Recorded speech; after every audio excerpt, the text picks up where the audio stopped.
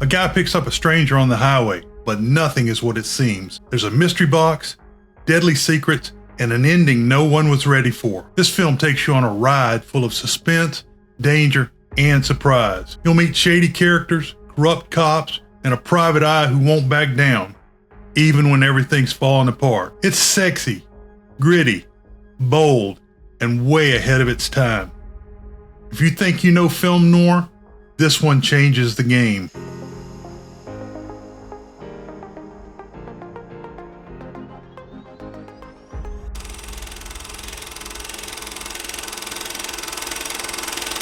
Hello to all the classic people that are returning. I'm glad you're back. I want to welcome any new visitors and let you know that there will be spoilers ahead.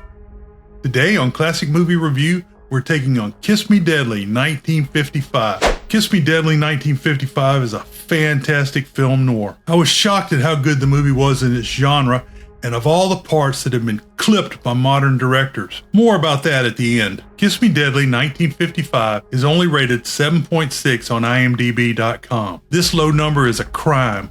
It should at least be in the mid-8s. I know it will cause a renumbering on my list of 60 essential film noirs. On RottenTomatoes.com, this film has a 98% on the tomato meter and an 84% audience approval. That's a little more in line. I could not locate any reviews from the time the film was released, but the internet is replete with modern takes. We have many returning actors, and this is a long episode, so let's get going. Actors. Wesley Addy played Police Lieutenant Pat Murphy. Addy was first covered in the good film noir The Garment Jungle 1957. Strother Martin had a tiny role as truck driver Harvey Wallace. This great voiced actor was first covered in McClintock 1963. Albert Dekker played the villain, Dr. G.E. Soberin.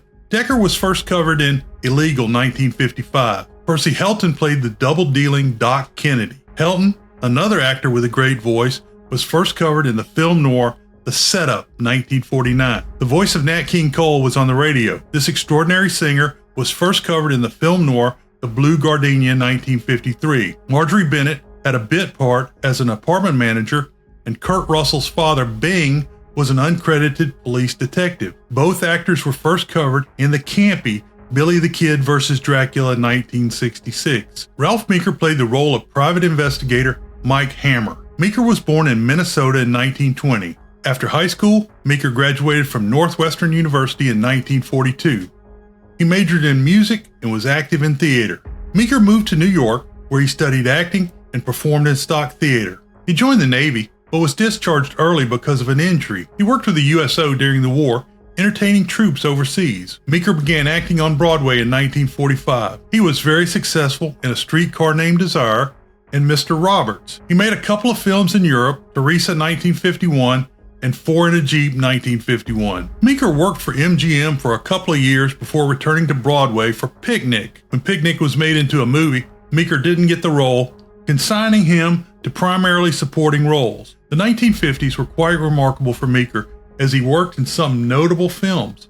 These films include film noir Jeopardy 1953, the noir western The Naked Spur 1953, the fantastic film noir Kiss Me Deadly 1955, and Paths of Glory 1957, where Meeker played a soldier randomly selected for execution. He was also in the great Samuel Fuller directed Run of the Arrow 1957, and there's a link below for that, and The Fuzzy Pink Nightgown 1957. He appeared in the television series Not for Hire 1959-60. After his series was canceled, Meeker worked extensively as a guest on other shows.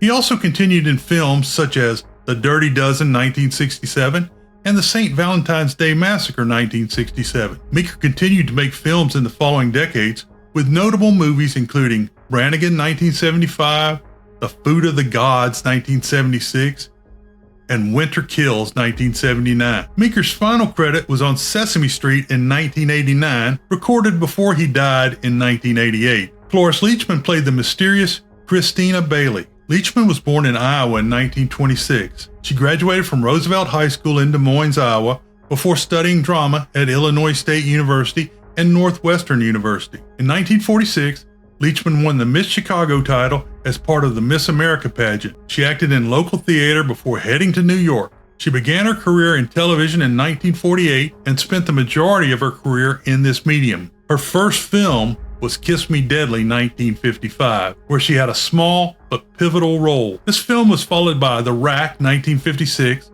a post-Korean conflict trial movie. She appeared in 2 movies during the 60s, The Chapman Report 1962 and Butch Cassidy and the Sundance Kid 1969. In 1971, Leachman was in The Last Picture Show, for which she won the Best Supporting Actress Oscar, and she was great. From 1970 to 1977, Leachman was in 35 episodes of The Mary Tyler Moore Show as the sex-starved landlord. In a spin-off, Leachman got her own show, Phyllis, from 1975 to 1977. She won a total of 9 Emmys for her work in television. In 1974, she was incredible as Frau Blücher in Young Frankenstein 1974. Blücher. Hey! She threw some lead in Crazy Mama 1975. Other great movies include High Anxiety 1977, The Muppet Movie 1979, and The History of the World Part 1 1981. She was Granny in The Beverly Hillbillies 1993, uncredited as Granny in Bad Santa 2003, and was the mother in Spanglish 2004, which I believe is one of her greatest roles. This wonderful actress continued to work until she died in 2001 at the age of 94. Maxine Cooper played the assistant and girlfriend of Mike Hammer, Velda Wickman. Cooper was born in Illinois in 1924. She attended Bennington College, where she began her acting career.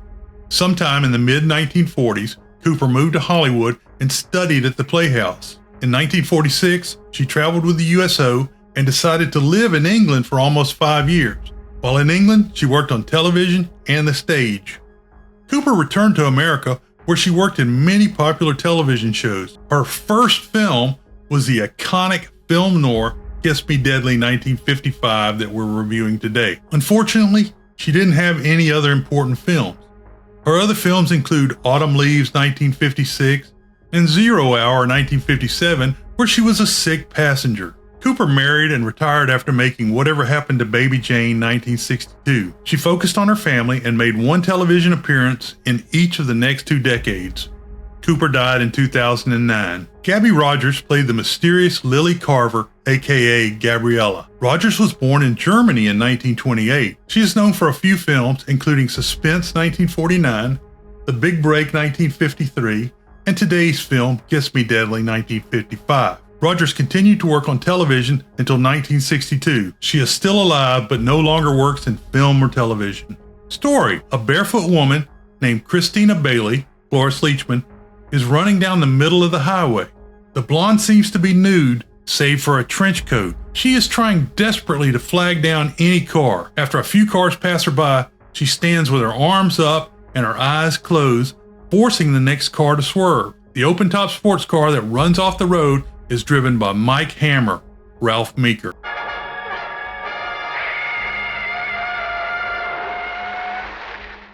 He is mad as a hornet as she approaches. Christina is still breathing hard. He curtly tells her to get in the car. The radio in the sports car plays Nat King Cole's Rather Have the Blues. The credits roll on the screen.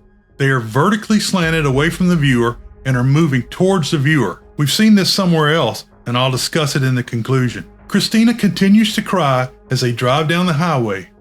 Mike is still mad, and Christina keeps looking behind them. She says she is heading for Los Angeles. The police stop the car at a roadblock.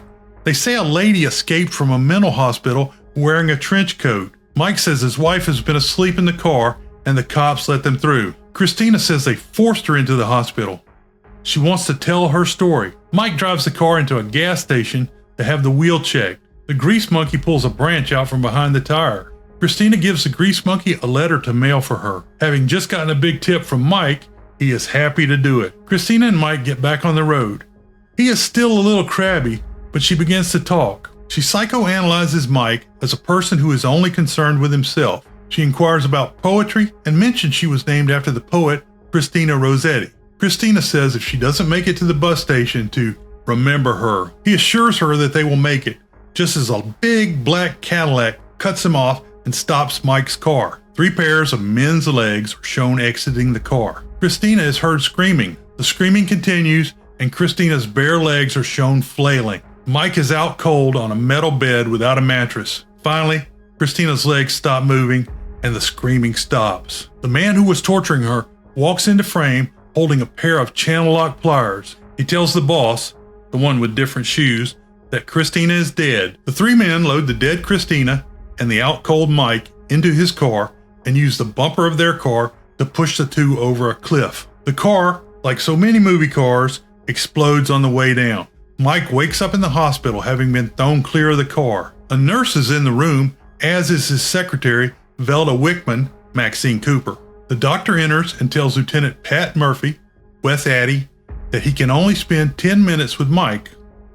Mike has been in the hospital for 3 days. Lieutenant Murphy asks for details, but Mike fades out. Mike is picked up outside the hospital by agents of the Interstate Crime Commission. He is evasive and doesn't want to be attacked again. They say that he is a private investigator and works primarily on divorce cases. He is slightly crooked as he and Velma bait couples to get divorce evidence. Lieutenant Murphy is waiting for Mike outside the hospital.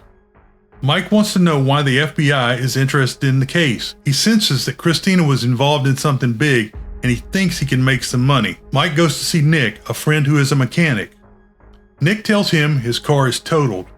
He tells Mike that some tough guys are looking for him. 2 flat faces are outside Mike's building. But when he goes into his apartment, there is no mess and no one there. Mike searches the apartment and finds everything in place. The phone rings and his reel-to-reel recorder begins recording the message. When he hears it's Velda, he picks up the phone. She says she will be right over. Velda arrives and they get all kissy-face. During the kisses, he tells her to have Nick drop a car off for him. Mike asks Velda about a folder for Ray Dekker, Mort Marshall. Just to hold a soft part of your arms as a meal. Tell him to drop his car off tonight and pick it up in the morning. What's in the folder? That she had brought with her. They hear a knock on the door and Lieutenant Murphy lets himself inside. Murphy revokes Mike's PI license and gun permit. Mike asks Murphy about a former science reporter named Ray Dekker. Mike knows that the law has questioned Dekker. After Murphy leaves, Mike wants Velda to compromise a client because the tape was lost. Velda gives Mike the information about the poet Christina Rossetti. Later that night, in another open-top sports car, Mike drives to see Dekker. There's a man, Paul Richardson, waiting to follow Mike. Mike uses some stops at street vendors to keep an eye on his tail. The tail opens a switchblade and goes for the kill, but Mike is ready and beats the man down. Mike takes the knife, but the attacker steps in for another round. A punch from Mike sends him rolling down a flight of stairs. Dekker answers the door for Mike. Dekker has been beaten to a pulp, and he makes Mike pretend to force his way inside. Dekker is very scared, but gives Christina's last address. Mike goes to the address in Bunker Hills. Mike helps an old man who is carrying luggage. The boarding house managers are not too friendly. Mike says he wants to search Christina's room. The apartment is being packed up, but the manager provides a lot of information. Christina's roommate, Lily Carver, Gaby Rodgers, moved out even though there was a month left on the apartment lease. The manager also says that Lily let Christina's bird die. On the nightstand by Christina's bed, Mike finds a book of sonnets by Christina Rossetti. Outside, the moving man gives Mike the address of Lily Carver. Mike goes to Lily's apartment. Lily lets him in, but she has a gun trained on him. Lily is only wearing a housecoat. Lily says the birds singing reminded her of her friend. Lily talks about how frightened Christina was before the police took her away. Lily claims to not know why Christina was scared. Mike goes back to his house with the book of sonnets. The phone rings and the reel-to-reel picks up. An unidentified voice gives a complete chronology of events. Mike finally picks up the phone and is told that there will be a gift for him in the morning if he forgets Christina. The following day, Nick comes to pick up the loaner car. Behind it is a convertible Corvette. Nick sees the car and title before deciding to give it a spin. Mike shows up and yells for Nick not to turn the key. He has Nick open the hood and remove 3 sticks of dynamite from beside the starter. The 2 men get in the car to drive to the garage. He then tells Nick there's another bomb in the car. This time, a pipe bomb was wired to the speedometer. Mike asks Nick to find out who fixed the car up. Mike drives the new vet to see Velda. She is exercising at a stretching bar. Mike tells her that they are out of the divorce business for a while, and whatever Christina was involved with is a big deal. Dekker is called and provided 2 names, but it's actually 4. Leopold Kowalski, Harvey Wallace, and Nicholas Raimondo, Carmen Travago. Mike says Kowalski was a professional fighter and both men are dead due to traffic accidents. Harvey Wallace, Strother Martin, is the man who drove the truck that killed Kowalski. Mike goes to interview Wallace. Wallace explains how the accident happened. Wallace says the guy came out of nowhere as if he'd been pushed in front of the truck. Mike then goes to a boxing gym where Kowalski used to train. Mike is friends with Eddie Yeager, Juno Hernandez. When Mike finally asks about Kowalski, Yeager gets strange. Yeager has been told to keep quiet about Kowalski by Charles Max, Jack Elam, and Sugar Smallhouse, Jack Lambert. The 2 men told Yeager that if he kept quiet, they would let him continue to breathe. Mike calls Lieutenant Murphy at the police station. He asks who is Charlie Max and Sugar Smallhouse's boss. Murphy says they work for Carl Avilio, Paul Stewart. Avilio is playing cards by a swimming pool with Max and Smallhouse nearby. It's either an early Playboy mansion or Avilio is really rich. Mike pulls up to the mansion, and Friday, Marion Carr, Avilio's half-sister, gives him a big kiss. They kiss some more. She is happy when Mike says he is not one of Avilio's friends. Hello. Advocate General. This is a coincidence. How do you do, ma'am? How do I do? Crazy. Friday and Mike go into the house for a drink. The pair then head down to the pool, and Avilio recognizes Mike. Mike goes to the pool house to put on a swimsuit. Avilio sends Max and Smallhouse to attack Mike. Mike puts down Smallhouse with an unshown move. Max goes back to his boss. Avilio tells Max to send Mike into the house. Avilio is on the phone with someone who might be a senior partner. Mike asks about the bombs in the car, and Avilio says that move was crude. Avilio tells Mike that he keeps underestimating him. He then tries to bribe Mike, but gets mad and withdraws any chance of a negotiated settlement. Mike drives over to see small-time singer Carmen Travago, Fortuna Bonanova. Mike walks into the room while Travago sings. Travago is as scared as everyone else associated with this case. He says he knows nothing. Mike starts breaking Travago's record collection. Travago doesn't tell much, other than Raimondo has a secret and it was easy to hide. That night, Mike goes to Lily's apartment. He finds her hiding in the stairway. Lily says the men came again. She says she hid because they think she knows something about the case. She says she does not. Mike loads her in the car and they speed away to Nick's. Lily hides below the cowling of the convertible roof and is not seen by Nick. Nick explains that he asked about the car, but he only found out that they were more interested in why he was asking questions about the car. Mike leaves to take Lily to a safe place. He tells Nick he will be back. When Nick is alone, a man's shoes are shown approaching. The man does not speak, but releases the floor jack, crushing and killing Nick under the car. Mike drives Lily, who is still wearing only a terry cloth robe. She kisses and thanks him. Mike is a little off-putting. You can have the bedroom. Where will you sleep? Oh, I'll take the couch. If you want any coffee, the kitchen's in...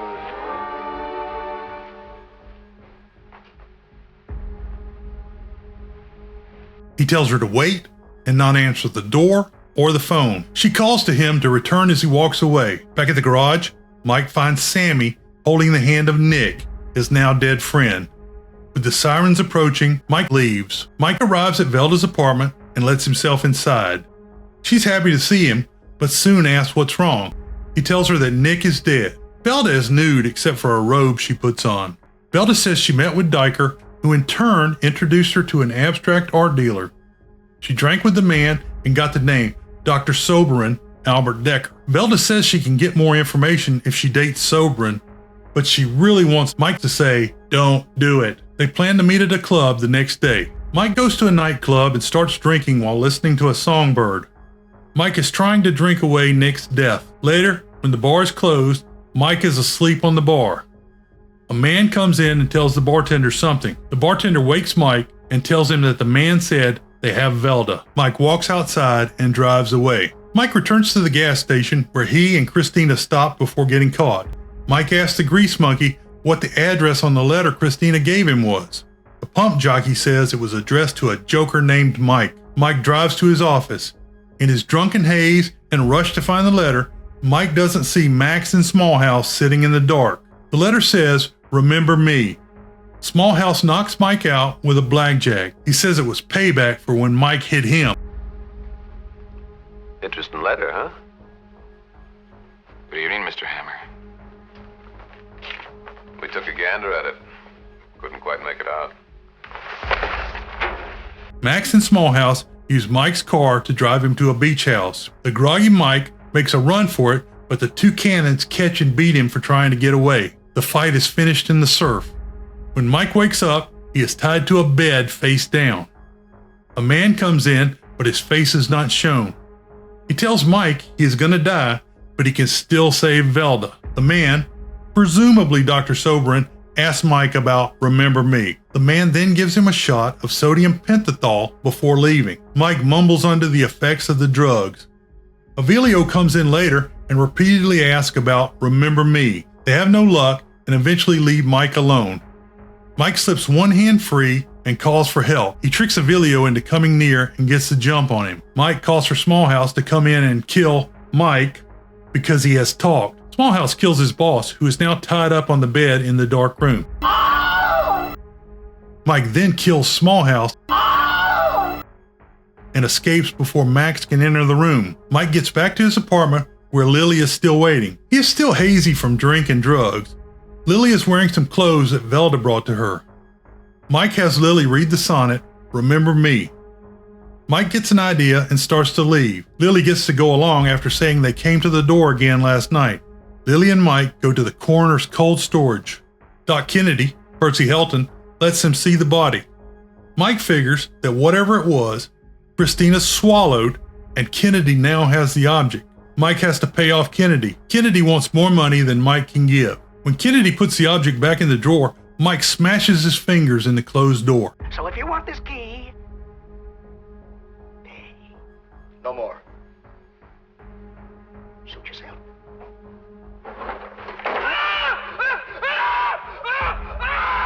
He finds a key that has HAC, Hollywood Athletic Club, stamped on it. Mike leaves Lily in the car and goes inside. The attendant won't help and won't be bribed. Mike slaps the man into cooperation. Now tell me about the key. The locker belongs to Raimondo. He goes to the locker. Inside is a leather-strapped case. He opens the leather case, and inside is a metal box. The metal box is hot to the touch. He opens it, and the wrath of God shines out. The light burns Mike's wrist. Mike closes the locker and asks the attendant to not go near it. When Mike goes outside, Lily is gone. He goes back to his apartment. When he gets there, Lieutenant Murphy and a squad of cops are waiting. Murphy wants the key Mike took from Doc Kennedy. Mike wants to save Velda. He tells Murphy that most of the people the cops have tried to protect have been murdered. Mike mentions Lily, and Murphy says that Lily was found dead over a week ago. Murphy sees the burn on Mike's wrist and is very concerned. Murphy says to Mike, Manhattan Project, Los Alamos, and Trinity. But their meaning is very important. Try to understand what they mean. Manhattan Project, Los Alamos, Trinity. After hearing this, Mike gives the key to Murphy. Murphy doesn't arrest Mike, but he gives him grief for his actions, including getting Velda kidnapped. Mike calls the Hollywood Athletic Club, but there is no answer as the attendant is shown dead on the floor. Mike goes to Dekker's place again, but it is dark. A lit cigarette is in the ashtray. Mike leaves and Dekker comes out of the shadows. He runs right into Mike, who dishes out a good slapping. Under the slapping, Dekker says the modern art guy Velda met is named William Mist. Mike goes to the art gallery and lets himself inside. In the bedroom upstairs, Mist takes some pills that Dr. Soberin has prescribed. Even though Mike slaps the man, Where's Velda? Where is she? Where is she? Mist quickly falls asleep. Mike finds Soberin's number in the address book. Soberin's answering service mentions that he may be at his beach house. At the beach, Soberin and Lily, now going by the name of Gabrielle, are standing near the box. She wants to know what's inside. Soberin won't tell her. He references Lot's wife turning into a pillar of salt. Did you ever hear of Lot's wife? No. No. Well, she was told not to look back, but she disobeyed, and She was changed into a pillar of salt. Well, I just want to know what it is. He says he is leaving without her. Gabriella wants half the money, but Sobran doesn't have it now, so she pulls a gun on him. Without remorse, she shoots him. Sobran says he will tell her where to take the box, but begs her not to open it. Listen to me. As if I was Cerberus, barking with all his heads at the gates of hell. I will tell you where to take it. But don't open. He then falls dead. Gabriella begins taking the straps off the leather box just as Mike comes through the door. She calls Mike to come near her and kiss her. As he gets close, she shoots him in the side. Gabriella finds the inner metal box. It burns her fingers, but she decides to open it anyway. When she does, a bright light shines out and she begins to scream. When the box is fully open, the radiation burns Gabriella, much like the wrath of God in Raiders of the Lost Ark 1981.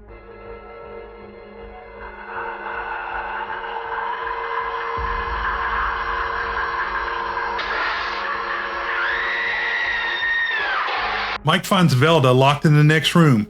They help each other outside as the house glows, flashes, and burns. They make it a little way down the beach before the house explodes with the fires of hell. Mike and Velda watch from the surf. All right, I want to thank you for tuning in. If you like this and want more, give me a like, subscribe, or comment. It's greatly appreciated and helps the show get found. Conclusion. I mentioned a couple of times what the women were wearing during the movie. I mentioned the clothing because as IMDb.com notes, all the women appear before Mike wearing nothing but a robe or a coat. It is assumed they were otherwise naked.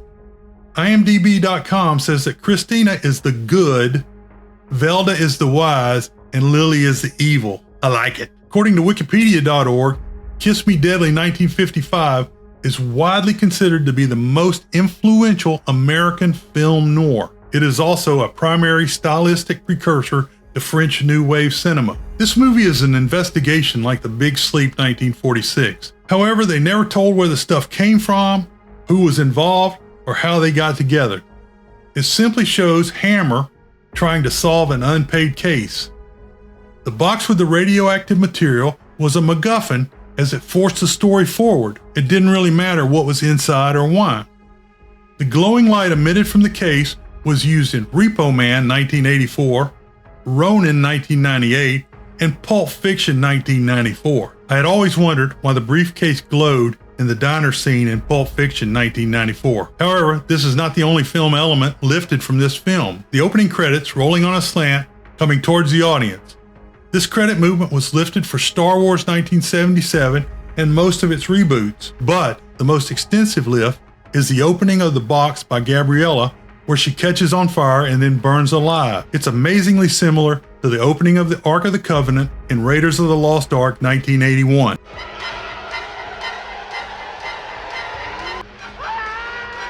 World famous short summary. What's in the box? In a couple seconds, there'll be some boxes up here. One is a film review that I recommend you watch. Another is a playlist of similar movies to today.